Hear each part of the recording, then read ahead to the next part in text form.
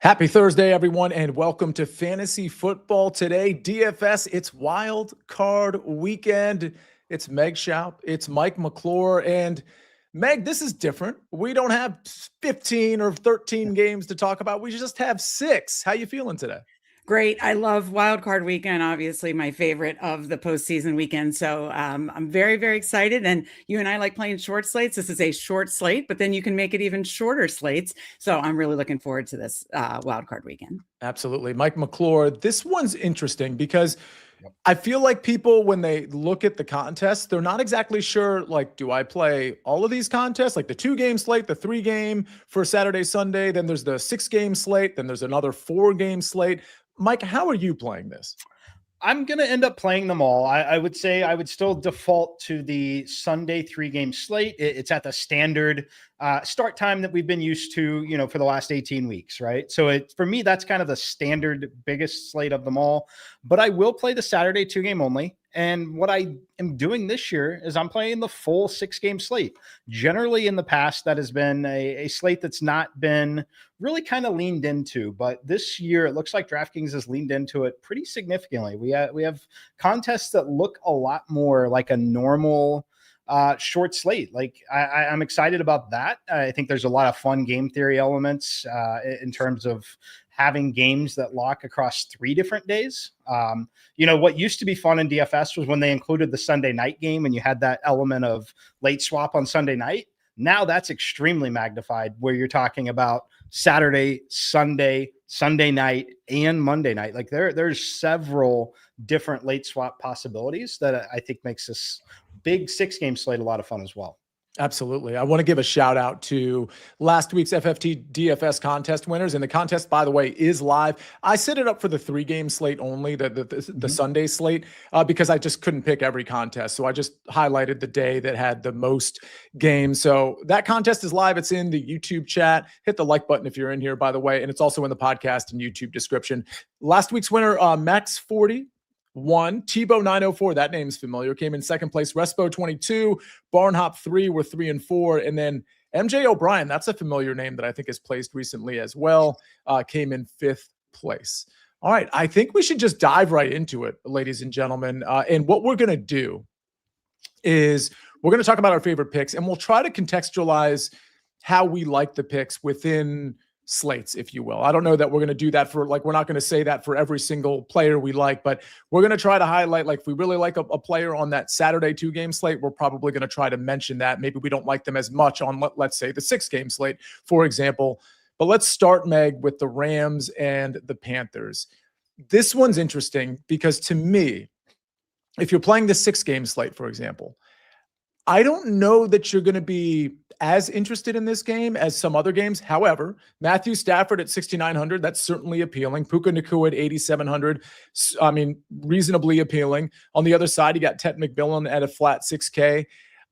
Again, it's different because we've got different slates here. I do want to mention there's a chance of rain and some winds and gusts as we see on the screen here.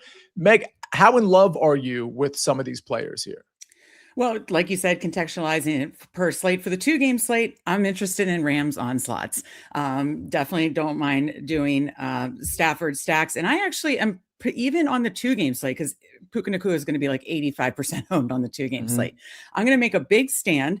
And, when Puka, I don't know the exact number of games that Puka and Davante Adams played together, but obviously Puka missed 1 or 2. Obviously, Davante Adams missed the end of the season. There were numerous games, I want to say at least 5 games when they played together where Davante Adams outscored Puka.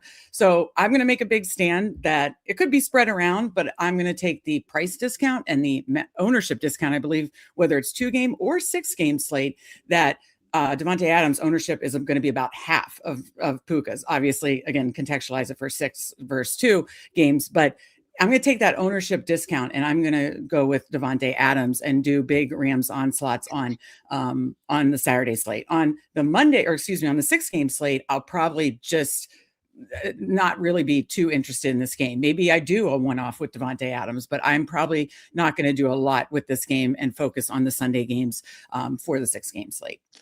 Mike, I like how Meg split that up between like the 2 and the 6. I do want to mention this is, I mean, everybody knows at this point, but it's a 10.5 point spread. Was 10, kind of flopping back and forth, probably stay at 10.5. The total here is 46.5. Obviously, the implied total for the Rams, pretty high in this one, but you do have to watch out for weather up until game time. Mike, on the 2-game slate, it does seem pretty natural to do some Rams onslaughts, although the Packers-Bears coming up next, maybe some weather in that one as well. How interested are you in Rams onslaughts in the 2-game slate, and are you playing this game a lot in the 6-game slate? So I'll answer the last one first. I am going to fade this game in the 6-game slate. That's going to be part of my core strategy. I love some of the Sunday games. The 2-game slate is fascinating because it is hard to use the salary. Like you can build whatever you want on this 2-game slate. And like I've got a lineup here that starts Stafford, Kyron Williams, Josh Jacobs, who's the next most expensive running back, Puka Nacua, Rams defense, the most expensive. Like it's hard to fill out the salary. And if you build anything other than a Rams stack, you can't use all the salary. You can literally play whoever you want. It's essentially a preseason slate. On this 2-game slate on DraftKings, which is crazy. So what you're going to get is extreme leverage if you want to try to fade Puka, which I think could be very interesting because what happened with the Rams is fascinating here. Like the defense has a huge edge. They should be able to run the football with the running backs. Everyone is healthy. We're going to spend all the time talking about Davante Adams coming back. What about Tyler Higbee? Came back and had 7 targets and 91 yards, and it had identical usage to Colby Parkinson. They're going to use both of those 2 guys on the field a lot. I don't know that there's going to be enough plays to sustain a guy like Puka, to be honest with you. If Puka doesn't get there early, I think that they could kind of quietly rest him in this game a little bit.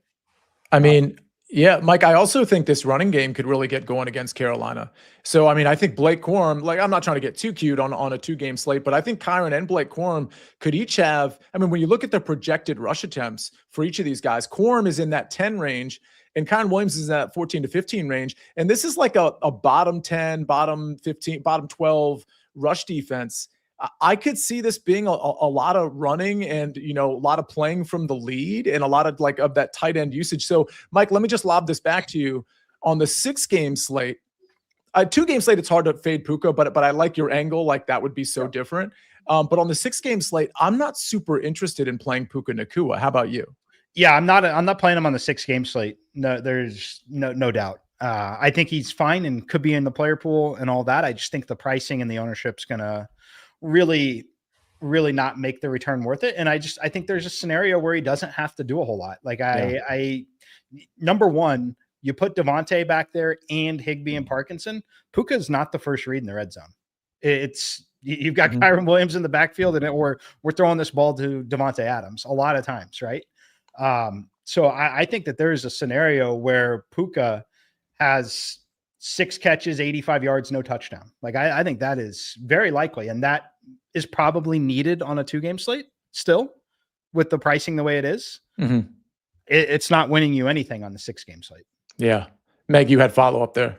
Yeah, I think all the points Mike laid out. First of all, I love like the potential line for Puka. You know, he laid out that not just is Davante Adams back, but Higbee's back as well. And so we're just getting more crowded target tree there for Puka Nacua. And so I love everything Mike laid out and that what his line could be. And yeah, that might be enough for a 2-game slate. I may still fade him on the 2-game slate because it's 85%. So if he does like truly fail, then you're getting a massive leverage. But even, I just want to make a point, even on the 6-game slate, I'm seeing him at about 40% ownership. So that's a big leverage ownership stand as well. Meg, on the 2-game slate, and we're going to get to Packers Bears in a second, where I think there's a lot more, like many more players that we're going to be interested in relative to not the Rams side, to the Carolina Panthers side. But I do want to ask you, in the 2-game slate, would you be looking at Ted McMillan at 6K or Jalen Coker 4,500? Tommy Tremble, can I just tell you, I played Tommy Tremble in one of my lineups just super randomly because I needed the savings. I think he was 2,800 or maybe it was 2,500. He's 2,800 this week. I mean, are you bothering on the Carolina side, Meg? I think all of them can be considerations but I'll probably only run back with one, and most likely Coker for the price. I mean, he's just totally overtaken Leggett in running routes and being that second receiver with McMillan. So Coker for the price would probably be the one that I'd most get to on the 2-game slate, but I would definitely consider both McMillan and like you said, Tremble just as a value piece if you want to make that work. Mike, before we move to Packers Bears, is there anybody attractive to you? Probably we're just talking 2-game slate. I assume, well, you said you were fading this game on the 6-game slate. So the 2-game slate, Dowdle or Coker, McMillan, Tremble, anybody interested to you? Yeah, Dowdle and McMillan are popping just a little bit in terms of where I would potentially be playing them. Again, 2-game slate only. Certainly not playing any of them on the 6-game slate. First one in for me would probably be Dowdle. Tet's fine. McMillan's fine. I think the slate itself will be the 2-game slate will be won, in a big way by landing whichever Green Bay Packer receiver has the 2 touchdowns. Let's move on to that's where this slate's going to be determined. Yeah, let's move on to the Packers and the Bears. And this is interesting because to your point, Mike, you can pass against this Bears defense. I don't know. Is Kyler Gordon definitely back for the Bears? I'm not sure if that's been confirmed or not. Mike, do you have any news on that? I don't. I'll look into it while we're talking, but I don't have the confirmation yet. Yeah, I don't know that there's confirmation out there on Kyler Gordon. But what matters more than Kyler Gordon, at least as it relates to the Packers receivers, Meg, is the game day forecast, which Matt has up here. Potential snow showers, 17-mile-per-hour winds, gusts up to 35 miles per hour. Again, that can change. And in both of these games that we've talked about already are the 2 sort of weather-implicated games. The rest of the games we're going to talk about, weather not really much of an issue as of now. Meg, looking at this game, just from a game plan standpoint, and we've got a 45.5 point total, Packers favored by 1.5, depending on where you look. I do feel like the Bears should be leaning into the run game here. And I feel like the Packers should be leaning. I know they're always going to lean to Josh Jacobs, but I feel like they can pass on this Bears defense. So, I mean, Jordan Love in a 2-game slate scenario is actually pretty attractive to me. Talk to me about what you like in this game. Yeah, I do get the case for the Jordan Love stacks against the Bears. I probably am going to focus on the running game here, and not just because of the weather, but I am going to focus on the running game. I like both Josh Jacobs. He's been out, and they say he's now, and he says he's now healthy, ready to go. So I see them leaning on him big time in this obviously must-win elimination game. So I'm very interested in Josh Jacobs, potentially even in the 6-game, but definitely on the 2-game. And then I also like DeAndre Swift on the 2-game as well. If I I may do both running backs from this game, or if I did do a third running back, I do like DeAndre Swift a lot in this game because the target tree has now gotten more crowded for the Bears with Rome Odunze likely back. He does not seem to be full health, full strength, and playing through a stress fracture, but it looks like he's going to be back. So it feels a little more crowded to me. So I'm really focused on the run game here. Jacobs, Swift, and then I really do like Christian Watson. If the winds get worse, or I'm going to pay attention to weather, that might get me off it a little, but on the 2-game slate, I do really like Christian Watson in this spot. Mike, the value in this game is pretty great. You mentioned how you can build any lineup you want on the 2-game slate for the most part. I mean, Luther Burden, I don't care if Rome Odunze is back or not. I mean, I think Luther Burden, and I should, level set a little bit. Luther Burden didn't have a prolific game last week like I kind of thought he would. He did okay because it's sort of towards the end of the game, but Luther Burden at 4,600, Colston Loveland at 4,400. And then you look at the other side with Christian Watson at 4,900. I know you're a bit of a Jaden Reed truther. He's only a flat 4K. And then, of course, Josh Jacobs, DeAndre Swift. We can talk about some of the more big ticket guys. But, Mike, how you playing this on the 2-game slate? I'll definitely be involved.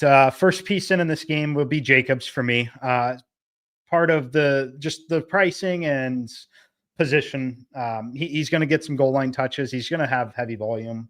I trust him when he says he's healthy. Part of the reason why we lean to the Packers in this game, despite liking the Bears, and again, I love this Bears team. I think they're going to be very, very good in a year or two. I just think they're 1 year early. I think Jacobs touches the football 20 times in this game. 20 in the backfield, maybe 2 or 3 in the passing game. And I think he's got as much of a ceiling on the slate as any other player on the slate when it comes to a volume standpoint. And part of that is because of the distribution on the Rams side and how I won't say easy the game should be, but they should have that game in hand and can really spread it out. So Jacobs first piece in. After that, I want some exposure to Burden. I want some exposure to Colston Loveland, and I'll probably play Reed. I love Watson. That's what makes the Packers so frustrating and tough. It's not going to shock anyone if Watson has 2 touchdowns or Romeo Doubs has 2 touchdowns. Reed is the guy that I want to play on a sloppy field, though.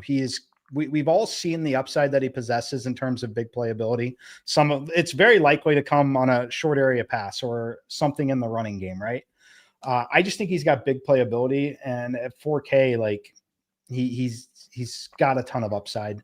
The other comment I would have on this 2-game slate is do not be afraid to leave salary. I would bet a lot that the winning lineup on a tournament, like we're talking, flagship tournament, leaves at least $2,000 on the table on this slate. Yeah, that makes sense on this 2-game slate. Meg, I could see a scenario where I've got Jordan Love again on the 2-game slate, because I'm not going to lean into this too much on the 6-game slate. Although admittedly, I'm doing a lot of 2-game slate on Saturday and a lot of 3-game slate on Sunday. I could see on the 2-game slate me going Jordan Love, Josh Jacobs, Christian Watson, and Jaden Reed. And then fitting in a couple of Bears pieces. Maybe it's DeAndre Swift and Luther Burden. Maybe it's Luther Burden and Colston Loveland. And then going back up to that Rams game and just hoping that it turns into like a Kyron Williams fest, which is very much in play. So I've got that running back slot filled, maybe one other player in that game, but I'm kind of going in on this game and just really onslaughting the Green Bay Packers. Your thoughts, Meg?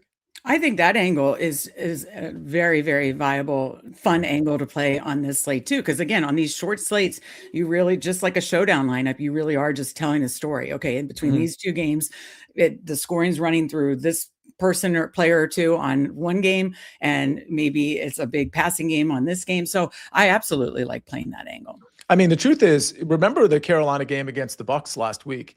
By the way, I thought I was going to hit for so much money because I basically faded that game with the exception of Bucky Irving and one other player. And I overloaded the San Francisco-Seattle game, and I had Brock Purdy as my quarterback. I somehow still cashed. But the point is, I basically faded like all the Panthers, played Bucky Irving, and you notice the Panthers really didn't do much, and there was nobody that like really showed out. I think Ted McMillan might have caught up a little bit, but it's one of those situations where I could see that first game just being a really slow slog with a lot of like running on both sides of the ball. Whether it's successful or not is a different question, but this game I think might have a different outlook. Mike, any final thoughts before we move on to the Saturday games? No, I think that I'll be mostly 2 tight ends. I totally get the interest for 3 running backs. I mean, it's a 2-game slate and running backs are obviously extremely valuable. I'm probably going to, as crazy as it sounds, actually fade the Chicago running game. It's what they should do. I don't think it's what they will do. I think they will still keep it in Caleb's hands late. So I'm going to fade the Chicago running game because I think it'll absolutely be a timeshare in this spot. And I'm going to absolutely play Jacobs and Kyron Williams, who I think will combine for 40 touches. I don't mind fading the Chicago run game at all. And that's not because I don't think it's going to be successful. I think they might be successful between the 20s, but that maybe they just don't cash in the touchdowns. And again, Kyle Monungai and DeAndre Swift largely end up splitting carries game to game. So I don't mind that take at all. All right. I think we need to get to the Saturday slate, which is a little bit more fun than this Sunday slate. So let's do that right after this message from our partners. This is European soccer's biggest stage. Written in the stars! What a difference she has made! The question is, can you handle it? Can you handle it? The crowd here feels electric. Stream every match of the UEFA Women's Champions League on Paramount Plus. We're back on fantasy football today. DFS, it's wildcard weekend and a wild game coming up. This is the game I think has the most interest. It's Jacksonville hosting the Buffalo Bills. By the way, I do want to mention something. I want to go back to what you said about Josh Jacobs and him touching the ball as many times as he's probably going to. His rush attempt prop is 18.5. Mm-hmm. So is Saquon Barkley, so we'll get to him later on in the show. But when you look at the combo rushing and receiving, I just want everybody to know, and this includes all 6 games, Christian McCaffrey's at the top with 105.5, 107, depending on where you look. Saquon is next, then James Cook. Then there's a dropped to Puka Nacua, Josh Jacobs. So, and again, I just want everybody to understand like the volume there. Bills, Jags, Mike, I'm not even like, I like Josh Allen a lot. I like Trevor Lawrence a lot. There's obviously some receivers more in play to me on the Jags side than the Bills side. Mike, kick us off. What do you like in this one? I like Josh Allen. I like James Cook. I like Trevor Lawrence. I like everything, right? It's there's a lot of offensive goodness here. I personally think both teams are going to be able to score. Mm-hmm. Do I think the game's going over the total? Not necessarily. I think that they could be longer drives, particularly on the side of Buffalo, but I think they're going to march their way down the field and they're going to rack up yards and probably end up scoring touchdowns. First player in for me will be James Cook by default. I like Josh Allen. I like Trevor Lawrence. I'll play both of them. That's why I'm not like Josh Allen's first player in. I'm going to play James Cook, whether I'm playing Josh Allen or Trevor Lawrence. So that'll be first player in. Next player in for me, though, is Parker Washington. Mm-hmm. He's just too cheap on this slate. You kind of need the salary if you're going to go where I'm going to go, which is 3 running backs on this slate. I'm going 2 tight ends. Pretty much everywhere else, I'm going 3 running backs on this slate. Parker Washington at 5K is extremely mispriced. I think he could be close to the highest owned player on the slate. He'll be the highest owned non-Christian McCaffrey, Saquon Barkley. And I think it's warranted. Meg, you know, when I look at the Jaguars receivers, Parker and Jacoby are my favorite. And I do think there's an appreciable drop off. And I point that out because I feel the same in the Packers game. To me, in terms of me wanting to play Packers receivers, it's Christian Watson, it's Jaden Reed. And then I actually think there's a bit of even though I know Romeo Doubs can get there, there's a bit of a drop off for me in terms of likelihood to play. Are you in on Parker Washington, Jacoby Myers? And what stack do you prefer, a Trevor Lawrence stack or a Josh Allen stack? Yeah, the evolution for me to come around on on Parker Washington has taken way too long. But now it's like undeniable. The guy has, I believe, around a 30% target share. I can't keep pushing back on it any longer. So I am fully in on a Trevor Lawrence, Parker Washington, and willing to mix in a Jacoby Myers stack. He actually has, I believe, the most red zone targets since he's come to the team of the receivers. Feels weird that BTJ is the one left out for me, and maybe I'll do a hedge lineup with BTJ mixed in. But those, I'm looking to double stack Trevor Lawrence with Parker Washington and Jacoby Myers in this game. I'm obviously willing to have Josh Allen in the player pool, but I'm leaning more to the Lawrence side here. The heater has been real, and I think it continues here at home against the Bills. Mike, I think Trevor is super attractive because of his price and because of his situation. I even have a prop on him over 1.5 touchdown passes. I got it at plus 110. It might have changed to a minus number at this point, but I like the Trevor side, but because of the price break, and maybe price isn't really a factor, I feel like he's going to get played maybe too much relative to Josh Allen. Can you speak to how much people are playing? Because also Josh Allen stacking partners are harder to find, right? I built a lineup yesterday, which of course I haven't finalized, where I had Josh Allen and James Cook, and then that was it. And then I ran it back with like Parker Washington, Jacoby Myers, and called it a day. So how much are people playing Josh Allen and Trevor Lawrence? Yeah, this one, it's tough. They're both very, very playable. Trevor's going to be the most popular quarterback on the slate. Yeah. We've come to that point, and the results lately have warranted it. And where it's really kind of separated of late is just the ability to get in the end zone with his legs. Mm-hmm. And while I think that's possible again, I don't know that I want to bet on it as much, but we know what's going to happen with Josh Allen. And what I mean by that is Josh Allen is going to run the football, period. Like, I think Josh Allen runs the football 10 times designed runs in this game. I think that if they need a first down, it's going to Cook or Allen. So my preferred way to play it still, as much as I like Trevor, is to find a way to get Josh in there and play James Cook. I think that if you play Josh Allen and James Cook, you're going to account for so much of any potential scoring on the Buffalo side. And maybe all of it. Like, there's a scenario where every touchdown for Buffalo is a rushing touchdown to Josh Allen, James Cook, or a receiving touchdown to James Cook. Like, That scenario, in my opinion, exists in this game. So I'm going to play those two, and then I'm going to load up on the Jacksonville receivers on the other side as if I were stacking Trevor. Yeah, exactly. And I think that Trevor can have an awesome game, but on such a small slate, I think there's a scenario where Trevor has 3 touchdowns in the game. The Jags win the game and score 31 points, and Josh Allen outscores him in DFS by 2 points because Josh Allen has 2 rushing touchdowns and 50 rushing yards throughout this game. So that's the scenario that I'm building for. And if we're wrong, it protects me. Like if Buffalo comes out and dominates, it's all going to be because of Josh Allen. And there's just so much more opportunity for those cheap receivers in a trailing game script. So for me, it's just an absolute gift that Trevor Lawrence is showing more ownership than Josh Allen.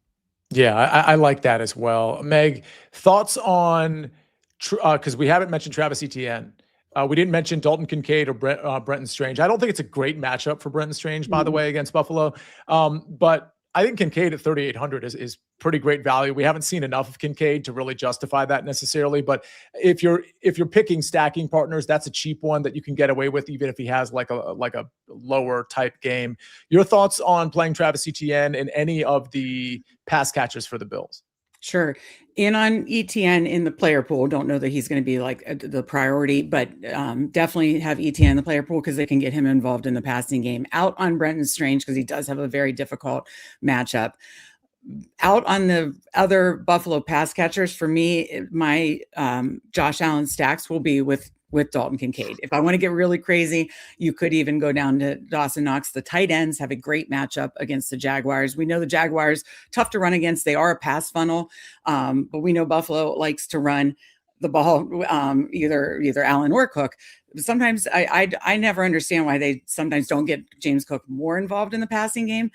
But the receivers, just aren't the level of receivers that I trust. So I am really going to make my Allen stacks with a minimum of 1 tight end for the Bills, mostly Kincaid, but maybe I'll take a couple of shots of an ownership leverage with Dawson Knox. But it looks like Kincaid's good to go. So I really like Kincaid in an Allen stack. Mike, before we move on to San Francisco, Philly, did any of the pass catchers for Buffalo show up in any of your initial simulations? And I want to point out, they're all super low priced for, I guess, good reason. Khalil Shakir's 4,800, Brandon Cooks 3,500. I should point out Gabe Davis at 3,300. Shavers 3,100, Kincaid 3,800, Knox 3,300. Anybody show up? Yeah, Shakir does a little bit. I'm going to be. I'll probably still be underweight the field. I think he's going to be very popular. I think it'd be kind of close to Parker Washington on ownership, and I think the skill set and just the usage is way less, but I think the field will largely be jamming this game. Mm-hmm. It's essentially a touchdown higher than every other game the weekend, right? So we know the ownership's going to concentrate there. Shakir shows up. I have him in my top 3 right now, but I'm probably going to end up pivoting because of the ownership that I'm showing. I like Kincaid. I like the, Parker Washington. I like Jacoby Myers. I like stacking the game. I think it is priced in a way that you want some exposure, even at the ownership levels that I'm seeing. I just think that there's a very strong likelihood that this game produces very close to, what the market's saying where that total is. Whereas I think the other games on the slate, I think that Philly and San Francisco absolutely can shoot out, but I think it could also be kind of a slugfest where it's just Barkley and McCaffrey each touch the ball 25 times. Yeah. I think that's a scenario. And then I think that the other game with New England and the Chargers, I think can absolutely become a very slow pace of play game. So I think that the ownership is there for a reason, but I'm still trying to find ways to lean into it and trying to be intelligent about how I construct that roster. Let's move on to that game, San Fran and Philly. We've got a 44.5 point total. Eagles favored by 4.5. This line, the spread growing a little bit because just 49ers have some issues. We'll see about Trent Williams. We'll see about Ricky Pearsall. Mike, Meg, I'm going to start with you. I built a lineup yesterday where I went in on this Jags Buffalo game. I think I had Josh Allen, James Cook. It's crazy because I think I had Jacoby Myers and Parker Washington in that lineup. And I'm pretty sure I'm going to check in a second. I'm pretty sure I went to this game and I was able to throw in Christian McCaffrey and Saquon Barkley and still make the lineup work. So I look at this game And I think both teams are going to lean into their running back. I just put out a prop on the early edge with Saquon Barkley over 18.5 rush attempts. I like his yardage too a little bit. I like his longest rush a little bit, but this is a rested guy. It's a relatively rested offensive line, and it's a team in San Francisco that you can run on. I know it sounds so simple, but I kind of just like taking CMC and Saquon Barkley and just getting out. What say you on this game, Meg? That feels good to hear because that's what I'm looking to do.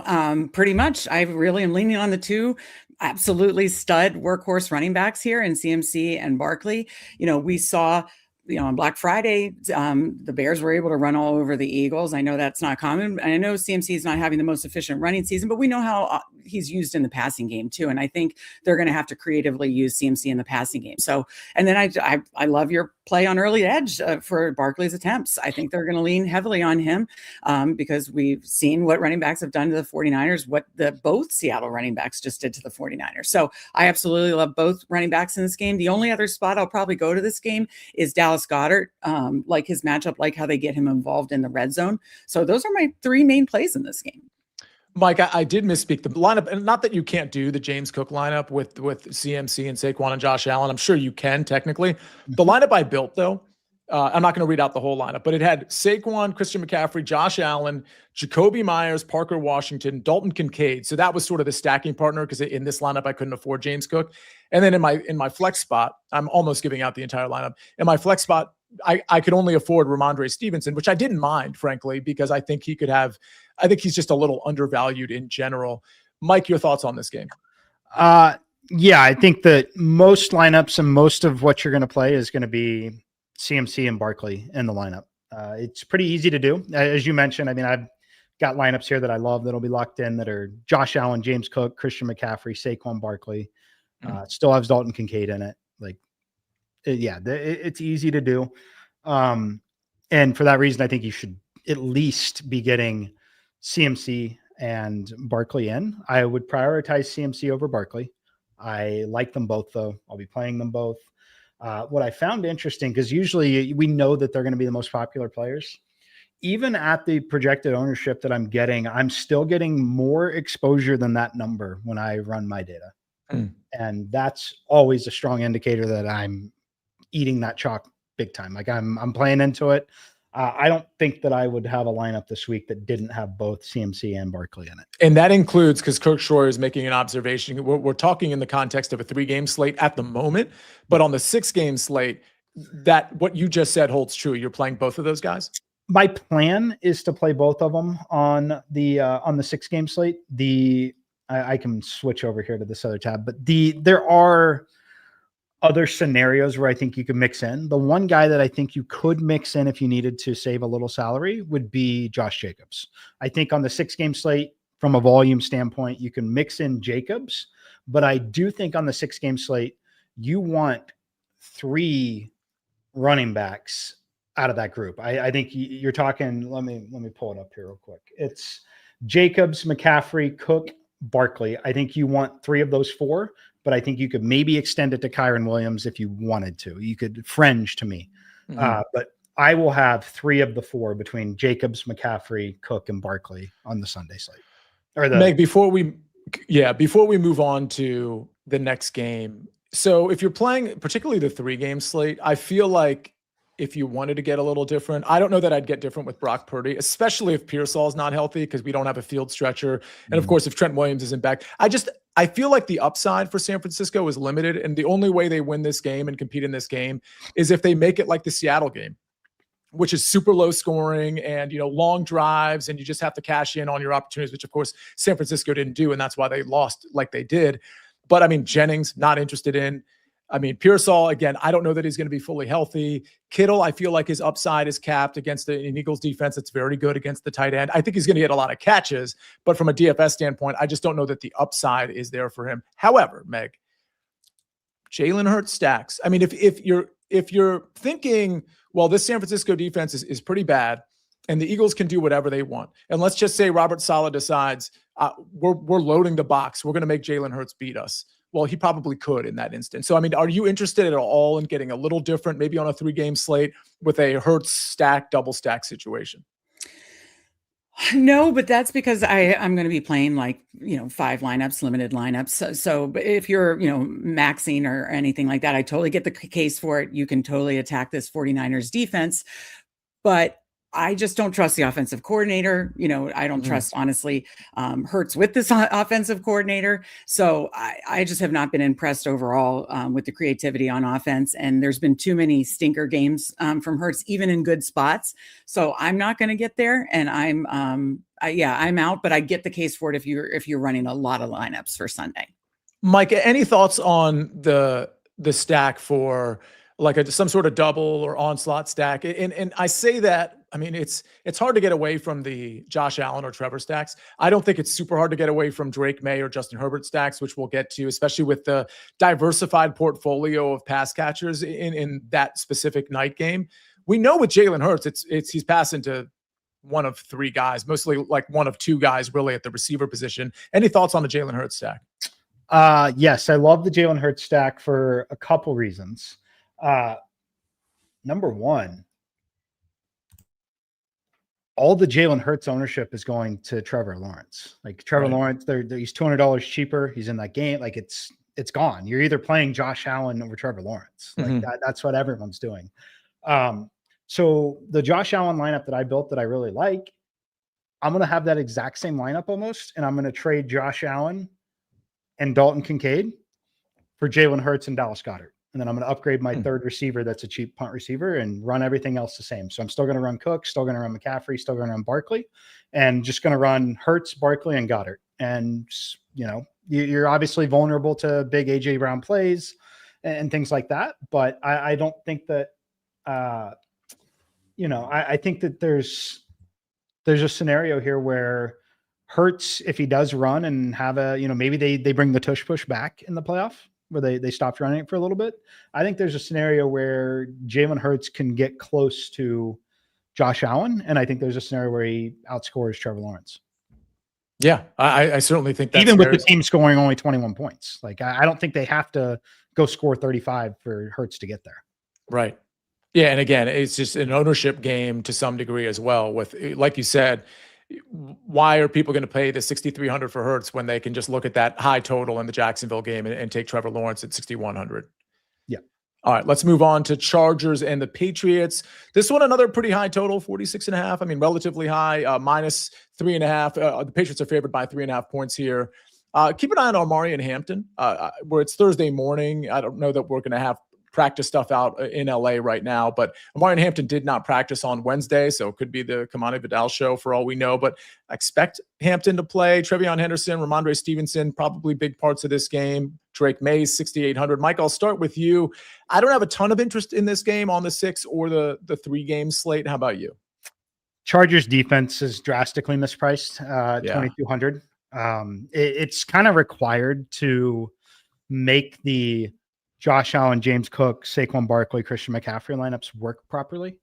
I'm going to be essentially all in on the Chargers defense in this on these slates. As far as offensive skill position players, I don't think I'm getting anywhere. I don't necessarily know where it's coming from in other spots. I think that there's a possibility of a Justin Herbert stack getting there and working because of his own rushing upside. But it's so far removed from the other games on this slate for me that it's Chargers defense, and I'm not getting anywhere else. Like the next closest thing I get to is Hunter Henry, and it's way down the list.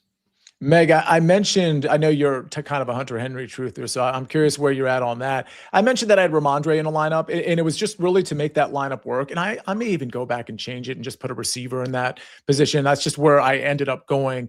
I think on the Chargers side, like if you wanted to take some shots at low-priced options, I mean, QJ, 5,200. We know he does have a ceiling in him. Aronde Gadsden's 3,400. Keenan Allen, 4,200.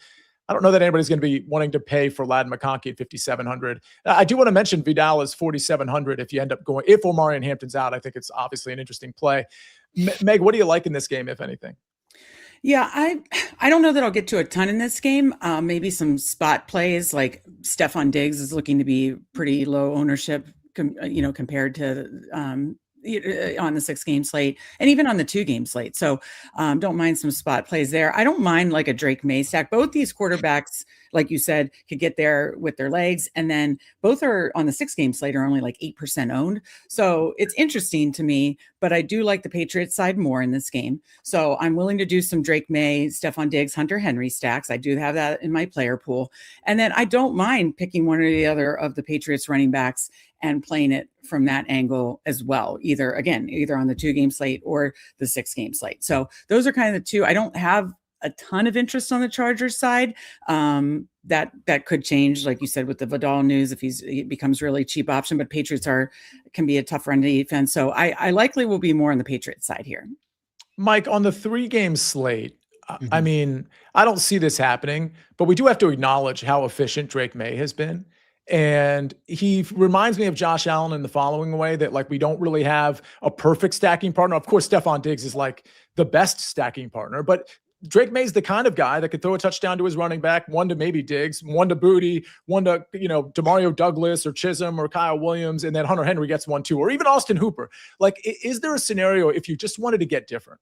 Because I don't think a lot of people are paying up for Drake May, where you had Drake May solo and then you just went everywhere else, like the other 2 games, maybe you dabble in this game a little bit, but where you play Drake May solo and you go everywhere else for the points. I think it's possible, like because the slate's so small. I think there's definitely a scenario that it gets there. The issue that I've got with it is the price point still. Like he's $200 less than Josh Allen. Yeah. I'm not going to do it. I think that what would be more appropriate for me is if you're bullish on Drake May and you think the Patriots can put up points and win this game and do really well, it's the same argument that I made for playing Josh over Trevor. Like, there are scenarios that exist where Drake May has 2 or 3 touchdown passes total, 1 to Henry, 1 to Diggs, whatever, and Josh Allen still finds a way to outscore him in that game. So what I would do if you like them is I would find a way to work Hunter Henry in a tight end build, like a double tight end build, like maybe try to play Kincaid and Henry together. It's something that I would consider. Considering his playoff debut, the defense that he's playing, the coaching staffs, I don't think it's the scenario where Drake May just beats you with his legs and has the rushing touchdowns. I don't see it in this spot. So I think where it would be to Hunter Henry. I would play Hunter Henry at flex and have your other tight end that you really like, play 2 tight ends, fade one of those big running backs. It allows you to play, more expensive receivers. And that's what I would do. I would basically pick and not try to play, James Cook, Barkley, and McCaffrey all together. I'd fade one of those 3, but still play 2 of them, play 2 tight ends, use that salary savings on maybe a guy like AJ Brown, someone that's got a big play upside at a wide receiver spot, and still grab Henry. I can't get to Drake May in this spot. I can't do it. Fair enough. Meg, I was probably being too cute with the Drake May thing. I don't know. I might do it like if I'm doing 5 lineups on Sunday only. I may do that once. I'm a Drake May girl, so maybe I'm a little delusional there. But no, I know it's a tough defense, but I think Diggs has the matchup and has the playoff experience that he could lean into. So I might do like a May Diggs and then kind of load up the first game, something along those lines. So I'm interested in doing at least one of my 5 Sunday lineups. I'll say that.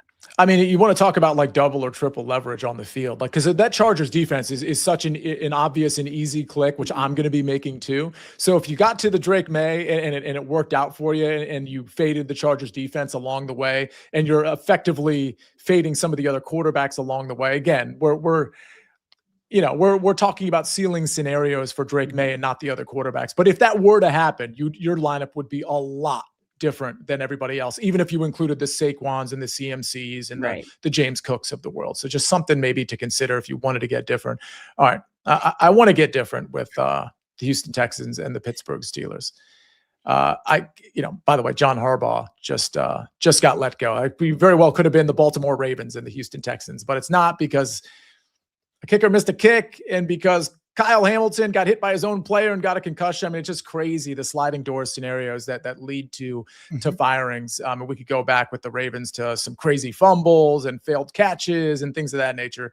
I don't know why I got on that soapbox, but here we are. Ladies and gentlemen, we'll get to Pittsburgh, Houston right after this message from our partners. The new era of UFC on Paramount Plus comes out swinging. Yes. Show-stopping highlight machine Justin Gaethje collides with Liverpool phenom Paddy Pimblett in a must-see main event for the interim lightweight belt. This is how I get down.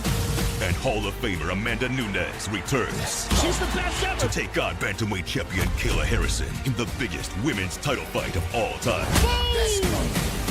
UFC 324, Saturday, January 24th, only on Paramount Plus. It's time to talk Monday Night Football, Texans, Steelers. Mike, I feel like a lot of people will be talking, or wanting to talk about this game in the context of showdown when it comes down to Monday. But it is on the 6-game slate. Your thoughts on this game, because it's only a 39.5 point total. Texans on the road favored by 3. I don't know that there's a lot of confidence in any Texans outside of Nico Collins. On the other side of the ball, I think Kenneth Gainwell at 5,900 or Jaylen Warren are interesting options. DK Metcalf back in this game. He's 5,400. Mike, what are your thoughts in this one? This one, I can't wait to watch it. First of all, it's going to be awesome as a primetime game. I've been vocal about it over the last few seasons. I don't think CJ Stroud's any good outdoors, particularly under pressure. We're going to find out, obviously. It's basically the last go for Aaron Rodgers in the playoffs, probably. Having DK Metcalf back is going to be big. I am a little worried about Houston. They pulled some starters and other things, but they did make Riley Leonard look like a legitimate starting quarterback in the NFL in that game, a game that they wanted to win. They've done that a couple times down the stretch. I like Nico. I like all the things. I'm worried about this team playing outdoors in the cold. You talk about like divisions. First of all, I'm going to go on a little tangent here. If you're a free agent, you want to go play in Houston because you get to play indoors. You play in the state of Texas, which has no state income tax. You also play your road game in Florida, no state income tax. Also play in Tennessee, no state income tax. You make so much more money playing at those teams. There's warm weather. You play in Indianapolis in a dome. Like it's a beautiful, comfortable, soft setup for someone playing there. Going to Pittsburgh outdoors is kind of the opposite of that. And I'm waiting to see on the weather. We're a little far out, but all weekend we're talking rain and snow, temperatures in the 20s at game time. Wind chills 10, 15 degrees. Very different. I think that the Texans could struggle offensively, which makes this game slow mover. I think that on the Pittsburgh side, they run as few plays as possible. I think it's a lot of Kenny Gainwell. I think it's a lot of Aaron Rodgers and taking a little bit of shots with DK Metcalf, but I'm thinking defensive slugfest, low scoring, not a lot of DFS interest, no interest in playing it on a 6-game slate.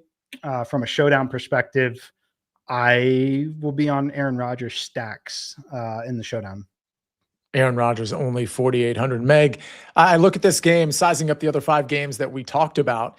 It really truly pales in comparison. I think Kenny Gainwell at 5,900 is interesting. If on the 6-game slate, you want to just kind of throw him in and have one guy left. Obviously, there's other guys to consider with Nico Collins. And I don't know that anybody's really running to play Woody Marks at 5,600 meg. What do you like in this game? Yeah, I mean, I think this is going to be a low-scoring affair. The total tells us that. We know the history of these teams and the way they play. So I think this is going to be a low-scoring, so not a whole lot of interest on the 6-game. I think if you wanted any ownership leverage and wanted to take a shot on a Gainwell, I don't mind that. Maybe a Pat Freiermuth who's running a ton more routes now that Washington, the other tight end, is on IR. So, but really not much interest in the 6-game slate. Like Mike, I lean the Pittsburgh side here, and on Showdown, I lean Aaron Rodgers stacks, and it would include Gainwell and Freiermuth in that. I love that. The Showdown with Aaron Rodgers, Gainwell, Freiermuth. Would we throw Nico Collins in that? Because obviously it's very affordable with the quarterback at 4,800, and none of these guys, Pat Freiermuth 3,500. Let's build out the other 3 real quick, just like as we're talking. Nico Collins would go in there. Who would be another guy? And then Mike, we'll have you pick our 6th person. The kickers. Oh, good call. Showdown. The kickers in this one. I mean, we know both teams aren't afraid to kick. And I know Boswell missed the extra point, but these are two good kickers and two teams that will lean into going out and getting those 3 points. So the kickers. Kaimi Fairbairn and Chris Boswell. Mike, your thoughts there?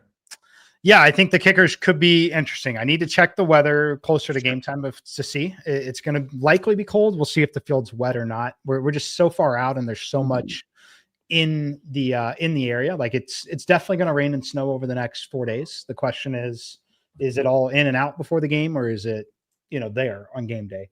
As a comment in the chat, like it's kind of an older environment still at this point. It doesn't drain well. The field can be very sloppy.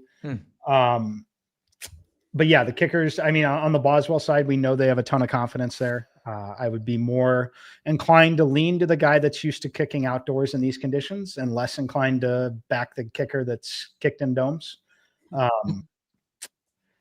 Other thoughts here quickly. Let me see. While you're looking, what about this, Mike?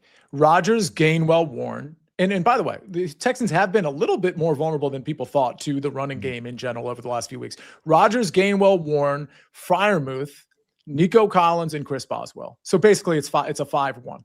Right. Yeah, no, I think that those will be extremely, extremely viable.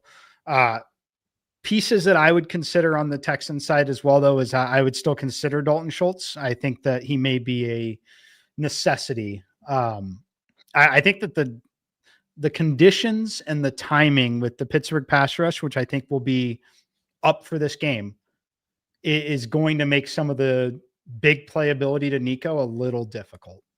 Mm-hmm. Yeah, that's fair. Schultz makes a lot of sense to just get rid of the ball quickly and try to move the chains real quick.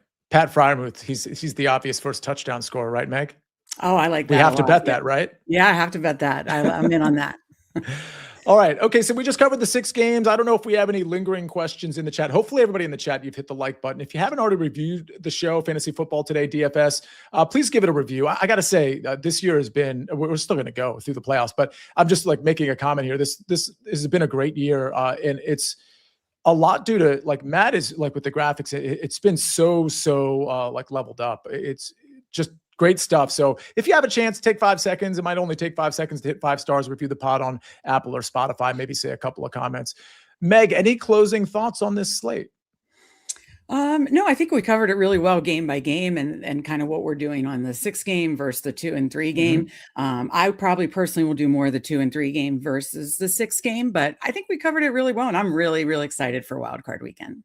Yeah, it's cool because, Meg, we love these shorter slates and we get, by the way, I almost won one. The $100 single entry on Sunday, obviously. So there's $200 single entries, one that has like the 30K prize pool, one that has the 6. I was in the 30K prize pool one, and I came in 6th. And wow. I was like crushing it. But it was a couple things didn't fall my way at the end. But it was a big payout, but it could have been, a lot bigger. So that was really cool. But my point is, I love these shorter slates, and we get 2 cracks at them. One on a really short slate, the 2-game slate, of course, on Saturday.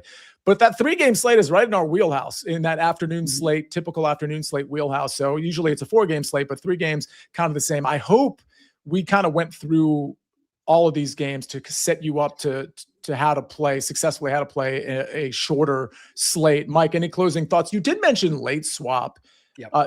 Maybe expand upon that just a little bit. Maybe you had some other closing thoughts as well. Yeah, some big opportunities in late swap. If you're willing to, on the 6-game slate, for example, fade either both of those games completely, or a guy like Puka, you have so much information that you can use, right? So first of all, you see what percentage of the field played Puka, and if he's, doesn't have a great score, you can find ways to gain a ton of leverage by playing another high upside wide receiver in his place. Or if he does go completely off, then you need to potentially get out of that and get all of the high upside guys you can in other spots. But the biggest thing, and the biggest one that's lingering, I think that could change the slate on 6-game, is Amari and Hampton at 6,200. If Kamani Vidal at 4,700 becomes viable, he'll become viable if he's a starting running back. And Hampton did not practice again Wednesday, hasn't practiced since he had those touches in week 17. it's looking like he could be out. And if Vidal at 4,700 is in, it changes what you can do. And again, you would, kind of depends on what Puka does, right? Mm-hmm. So I think there's a scenario where if Puka falls flat, you can kind of play Vidal and get guys like AJ Brown or some of the others in there to try and gain on some of those positions. So a lot of late swap opportunities. For me, the biggest edge is just getting the information of what the field has done. And I think that the two ugliest weather games so far are Saturday. I think that you could absolutely fade those two games and turn your 6-game slates kind of into a 4-game slate. Right. And get all that information along the way. Because again, if you end up doing that and it fails because Puka has that huge game, for example, you have that information now. So maybe you take out a chalky guy or two that you have in your lineup and go for like a high ceiling, low floor guy and just try to make up for it that way. So information is always going to be helpful, whether it worked out for you or not. Meg, if Kamani Vidal, and again, I don't want to speculate too much because it might be much ado about nothing. Hampton might play, but if he ends up playing and he's only 4,700, I'm just curious. And Malky, I'm going to ask you the same question, then we'll close the show. We've got Saquon on this slate, and these guys are all like not hyper expensive, right? We got Saquon, we got James Cook, we've got Christian McCaffrey, Josh Jacobs. Maybe we talked about fringe, Kyron Williams. If you were entering Kamani Vidal in a lineup, and let's just say for the sake of argument, that lineup had Saquon Barkley, the lineup that you already had, like the shell lineup you had Saquon Barkley, James Cook, and Christian McCaffrey in it. But you just wanted to make things work because you want to put in Puka Nacua, for example. You put in Kamani Vidal. Which one of those 3 running backs do you take out? I would take out James Cook. Okay. If it were me, it's Barkley and McCaffrey are the priority over Cook for me. Mike, same question. Yeah, same answer, most likely. Because I again, that lineup is assuming that it's still my Josh Allen lineup. I'd be fine accepting the Josh Allen kind of carrying the Bills. So I think Cook would be the guy that I would leave out most likely. The answer would potentially change though if I were fading. Well, yeah, it would be Cook for now. It would be Cook pregame. All right. All right. So stay tuned to the news, not just with respect to the Chargers injury situations, the other injury situations, but also weather in those Saturday games. Again, we talked about maybe fading some of the high flyers in those Saturday games, but a lot of you are going to want to play some of those players. And I'm going to play some of those players in some of my 6-game setups as well. So the weather could be a pretty big factor, especially, Meg, we talked about like the 2-game onslaughts. You might want to do it with Stafford. You might want to do it with maybe Caleb, but also Jordan Love we talked about. If the weather is going to be crazy, with wind and gusts and maybe precipitation, we might need to pivot to other players on that Saturday slate. So just something you definitely want to pay attention to. All right.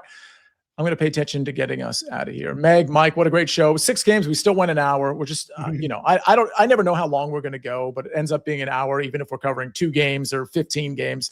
Because we just want to deep dive and talk about all the different scenarios. So thanks for all you do, guys, says Kirk Schroyer. Thank you for being in here. We'll be back at 11 o'clock next Thursday as well. It'll be me, Meg, Mike, and, of course, Matt on the 1s and 2s and 3s and 4s. Ladies and gentlemen, let's have a profitable weekend. Enjoy the football. The college football, too, starts up tonight. We'll see you next time on Fantasy Football Today, DFS.